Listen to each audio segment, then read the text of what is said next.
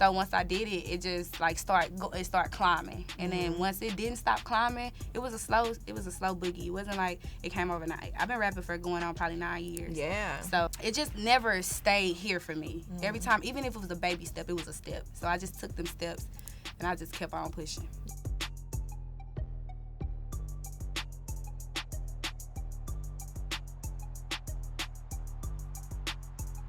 What's going on, y'all? I'm Mia Bell, and BET Talks welcomes the Northside Queen. KenTheMan is in the building. How you feeling, girl? I feel great. Thank y'all for having me. Of course. Now back to 304 and is out. Yeah. You gave the girls the music that we need to get us through the day. Okay, let me tell you, I'm walking to work. I got it in my headphones. I feel confident now. How do you feel now that the project is making its moves, girl? I was so stressed out because I feel like the longer you wait to drop a project, the more stressed you get when you're dropping it, because it's like you don't know what people anticipation buildup was. Right. It's like they expecting something, you know, like expecting whatever their heart desires. So it's just like, it's always nerve-wracking to like present something that you think is good. You want to just like, I hope they love it, because at the end of the day, it's for them. It's not just for myself. So I feel so good. It's out. It's done. I love it. Let me tell you something. 8 tracks too short. I need the deluxe. Yes. Already. I plan on it. Yeah? I never did a deluxe before, but this one I was just like, okay, it's missing something. I'm gonna throw a little something together. Yeah. Now, before we got on camera, we were talking about the way that I completely misconstrued 304. Yes. I thought it was an area code, but then I'm like, that's Virginia. I know she's from Houston. 304. Yep. Beeper talk. And you did not have a beeper growing up. So you tell me. You know, I don't know. It was just in my schools. Like, it was in our schools. I don't remember, like, what grade, but I know it lived with me, because when I told my producer what I wanted my very first title to be, I told him, and he was like, what's that mean? For the 304? Yeah, and he was like, oh, you know, so it had to hit him too. So I guess, I don't know if it was a Houston thing, or like, it's a lot of people that do kind of know what's going on. Right. Yeah, so I don't know. It's just something like growing up what we would talk about in here. I love it. And, you know, you're teaching us as we grow with you. And also, even with your name, so many questions where I'm like, how'd she get her name? And that was a whole accident, right? Yeah. Through SoundCloud. Tell us more about that. So, you know, SoundCloud got a million names, and it's always like, put a couple thousand numbers behind your name, and then you can have an original name. Right. So I was like, I don't know, my real nickname is Ken. So I just typed it in. It wasn't even something that I did intentional. You know, it was just kind of like, I don't know. I just did it. I just be talking. Like, I just be talking shit. Like, I don't know. I just be vibing or whatever. And then it's just like, the first feature that I did, he was like, you going by Ken or you going by KenTheMan? And I was just like, I'm going by Ken, which is that's just my SoundCloud name. And he told me, like, consider it, like, because it's fire. It is. And I was like, I don't know. Then it grew on me one day. And I was like, maybe I am going to rock with it. Yeah. And you know what? I think nothing is by coincidence, by the way. But the way that it empowers you, and we hear it in the music, very masculine, too. I feel really up there after listening to the project and knowing that it's coming from you as well. So you have one feature on there, Cali. Yes. And she's also in the video for Not My. Oh, yeah, that's my baby. I can tell you guys are great friends. Why is she the only feature on the project?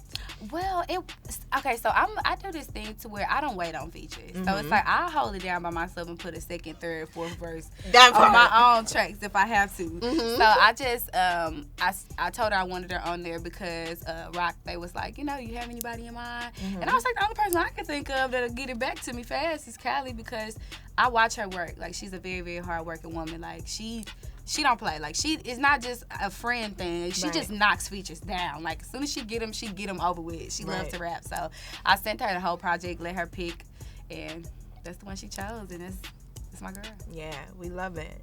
Now, you went from door dashing to being signed to Roc Nation. I love to give people perspective because, you know, your listeners, your audience, your supporters, they want to know too, because they probably in the back writing some verses down, right?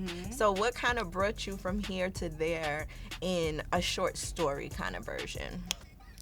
So I was a waitress first, and I was trying to find me a fast-paced job that wasn't like too demanding. Right. Like, but then I realized how demanding waitressing was because sometimes I wouldn't get off till 2:30 in the morning, 3 in the morning. Now I'm tired. I've been busting tables all day, waiting tables all day, so I don't want to go home and write. I got actually fired from my I kind of fired, quit. Like I'm a fire me, but I quit first. Right. Oh yeah. You know, so I was just like, me. I quit anyway. Right. You know, so my last job was there, and then I was just like, dang, what I'm gonna do? I'm broke. You know, like I don't know what to do. And then I don't know if somebody recommended like Uber Eats and DoorDash, but I was like, I don't really like talking, you know. So I was like, I don't want to drive people.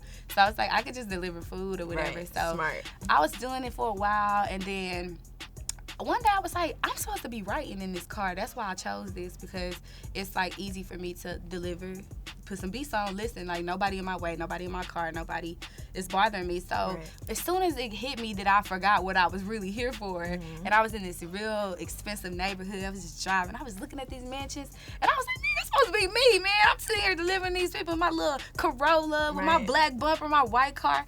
I was like, I'm supposed to be, you know, doing this. So I put on a beat, and the first beat I put on was He Be Like Beat. Come on. And I wrote the whole song real quick, and that was when I was able to quit.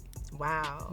And then jumping into the studio, what was that experience like? Were you recording prior to that? Probably real spaced out. Like, because I was kind of like, I was like, man, I just wasn't motivated. I didn't feel like, I didn't understand the process at that time, I feel. I just knew I had to work because I was broke. I didn't know that I had to work to support a career, you know. So I just You got it. Yeah, I got it. I figured it out. What was the kind of switch moment for you where you were just like, you know what, I'm going to put all my eggs into this basket because I know I'm talented and I know that it's going to work out for me in the long run? It was, can't remember like what the exact moment was, but it was before, probably a viral moment or something.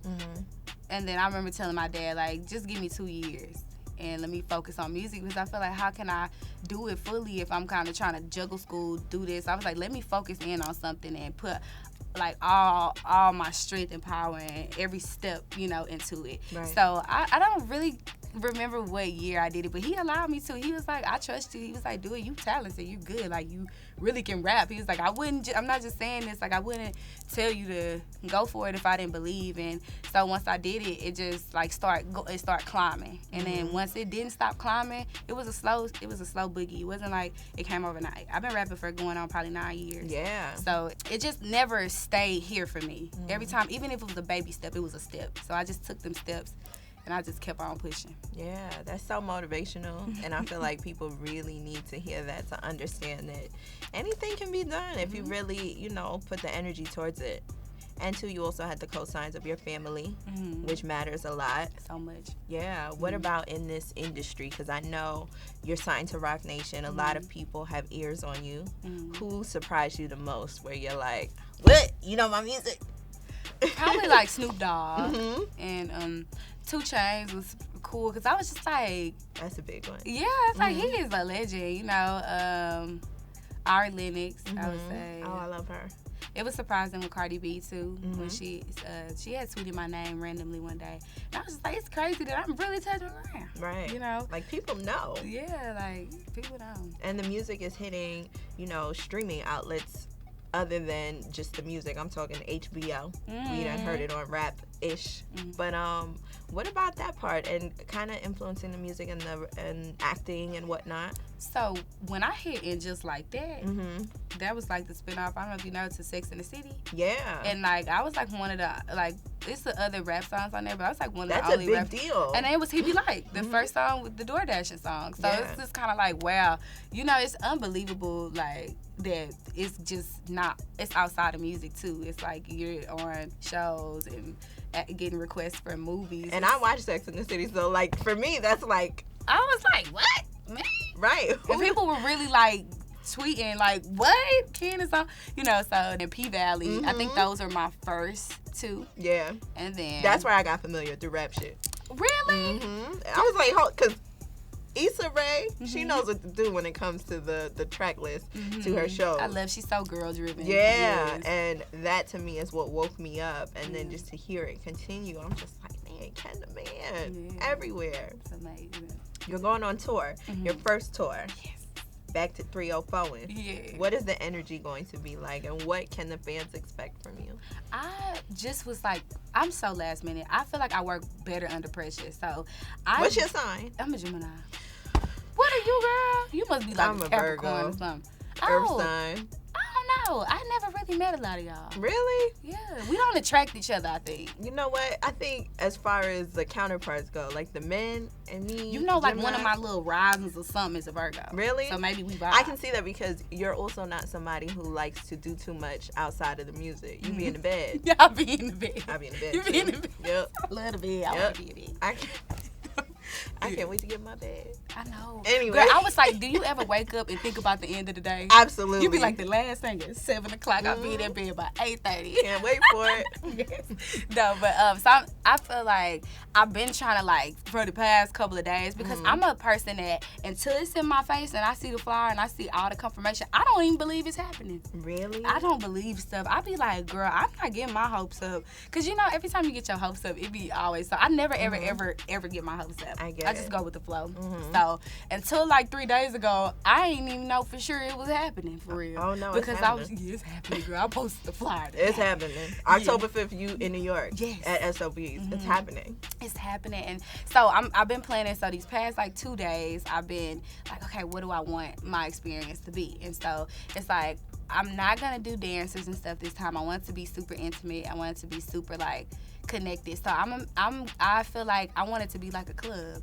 You know, you go to your favorite concert sometimes and it's just quiet until the artists get on there. It's like music low. You just kind of like vibe and taking pictures that you can't post because the signal bad. Right. You know, so True. you know what I'm saying? So I just was like, I want my whole night to be vibes. Like I want DJs spinning, like turning them up. I want them drinking, getting lit. I want interaction. So I just want it to be more of a like, y'all came here and y'all got y'all life. Right. Almost like the video. Not my nigga, we could say it, huh? You can say it. No, I'm excited for you. And you know what? I think your supporters are going to love it. I feel like that intimate moment is going to draw people closer to you. And we can't wait to see you on everything, because that's what's happening. It's the KenTheMan world. I love it. Back to 304, y'all. Yes, BET Talks.